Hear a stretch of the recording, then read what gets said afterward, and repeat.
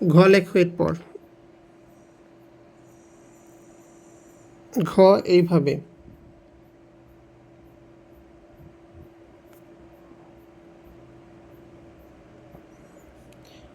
ঘর, তারপর আমরা লিখতে পারি হচ্ছে ঘাস।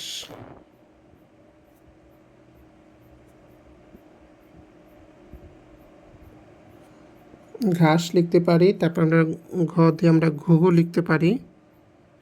ঘয়ের রস্যটা এখান থেকে এইভাবে দেবে।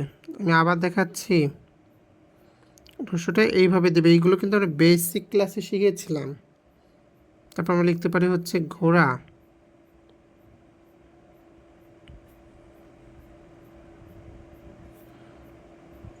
ঘোড়া, ডয়ে বিন্দুরা এইভাবে লিখো।